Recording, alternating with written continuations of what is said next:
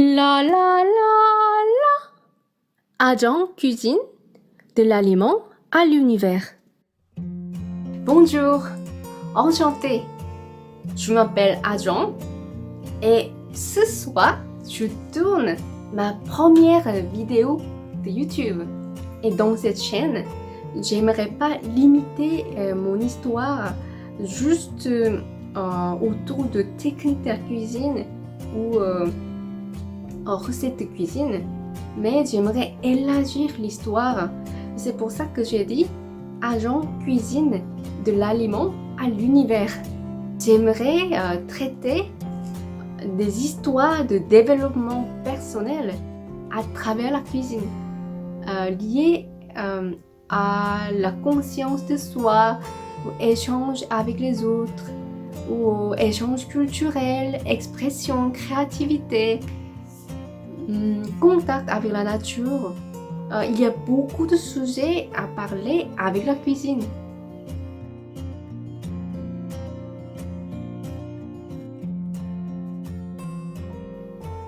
Je voulais raconter une histoire. En 2004, je suis arrivée en France. Et avant, en Corée, je n'ai pas beaucoup cuisiné, mais presque pas cuisiné en fait. C'est pas la fierté.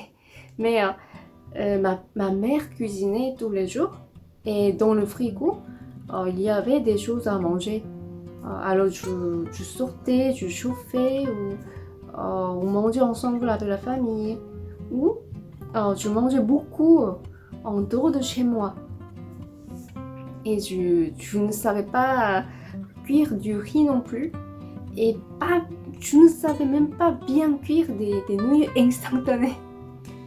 Alors j'étais vraiment au niveau zéro de cuisine, vraiment zéro. Et quand je suis arrivée en France, je ne savais pas ce que je pouvais manger, j'avais pas d'idée du tout. Et je suis arrivée à Grenoble dans une résidence étudiante. À côté, il y avait une épicerie. Alors, le lendemain de mon arrivée, comme j'étais arrivée tard le soir, le lendemain, je suis allée acheter quelque chose. Mais je voulais juste me débrouiller pour passer ce moment de manger. Je devais survivre. Alors, vous savez ce que j'ai pris? J'ai pris déjà, j'ai acheté une bouteille d'eau parce que c'est utile, j'avais soif, on a besoin de ça.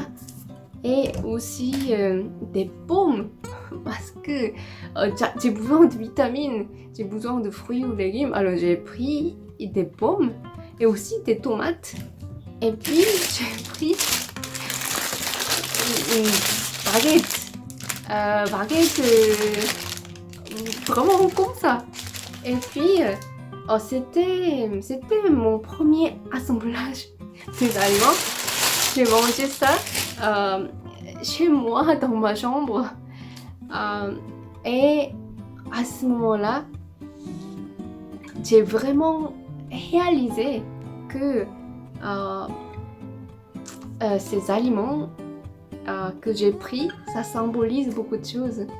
En fait, cet assemblage brut était comme la situation que j'allais rencontrer en France. Mais j'ai vraiment réalisé que moi, je ne parle pas bien français. Et j'étais là pour apprendre aussi, bien sûr. Mais en tout cas, je connaissais vraiment personne. Et puis, tout a commencé. Et je ne connais pas la culture. C'était comme ça, en fait, ma perception.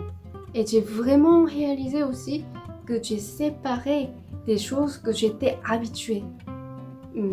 Et j'ai fait un engagement. Je vais survivre. Et parce que c'est moi qui a décidé de venir. C'est moi qui a persuadé ma famille que je vienne en France, qui est quand même assez loin de la Corée. Et je voulais faire quelque chose ici. Je voulais étudier déjà, peut-être travailler, peut-être faire d'autres choses, mais En tout cas, je savais que j'allais pas quitter tout de suite non plus. Alors, je me suis dit, il y aura peut-être beaucoup de choses inattendues dans la vie, dans ce pays, mais je vais trouver l'astuce pour survivre et évoluer. Et c'est quand même une chance de voir différentes cultures en mangeant mes premiers repas dans ma chambre. J'avais ces idées. Après, dans la résidence, j'ai rencontré différents amis et j'ai commencé le moment de socialisation. J'ai évolué petit à petit dans ma cuisine et mon objectif est devenu faire de bons plats coréens parce que je voulais partager avec des amis de différentes nationalités. Comme ça, je voulais montrer ma culture aussi. Comme ça, on pouvait échanger. C'est devenu mon but. Alors, moi, quelqu'un qui connaissait vraiment rien du tout, j'ai commencé à expérimenter avec le souvenir de goût. Mais c'était quand même dur, c'était pas facile parce que tu ne connaissais pas les caractéristiques des ingrédients et tu ne connaissais pas des bonnes recettes non plus. Mais ce qui était très utile, c'était avoir un livre de cuisine. Je n'ai pas avec moi maintenant, mais c'était un livre de recettes coréennes, mais vraiment pour des plats simples à préparer. Ça facilite les gens qui veulent pas trop prendre la tête. On peut utiliser des ingrédients qui sont faciles à prendre et c'était en fait on pouvait sortir le goût qui est très similaire au plat qu'on est habitué. C'était vraiment utile. J'ai vraiment gardé ça pour lire, j'étais absorbée dedans. Et en plus, il y avait un autre livre des amis. Et chaque fois, en fait, ces livres tournaient entre les amis coréens pour étudier la cuisine parce que beaucoup de gens étaient dans la même situation que moi. Et ça m'a aidé parce que quand il y avait la soirée avec des amis étrangères, je pouvais montrer ma culture avec la cuisine. Et c'était un plaisir. J'ai beaucoup aimé des soirées avec différents amis de différentes nationalités. C'était vraiment très sympa et c'était un moment d'ouverture et avec la cuisine, j'ai connu beaucoup de gens et c'était très convivial. Voilà. Mais après ces moments-là, des moments d'étudiant, quand j'ai commencé à travailler, je devais changer mon attitude. Parce que déjà, on n'a pas beaucoup de temps le soir. On sait que le soir n'est pas long. Alors, je ne veux pas perdre tout mon temps pour la cuisine. C'est normal. Alors, là, je devais être stratégique. Je ne voulais pas prendre toute ma soirée pour la cuisine. Mais en même temps, c'était important pour moi de bien manger. Parce que je voulais être en bonne santé. Et c'est important pour moi en long terme. Et même en court terme, parce que j'ai besoin de l'énergie, il faut entretenir. Alors, je voulais faire des plats qui sont très faciles à faire, mais en même temps équilibrés et bons. Ça, c'était mon défi. Avec cet objectif, j'ai essayé de débrouiller, expérimenter. Et finalement, j'ai trouvé des astuces. Des techniques de survie quand même quand j'invitais des amis ou quand je t'invitais, j'essaye de faire de bonnes cuisines.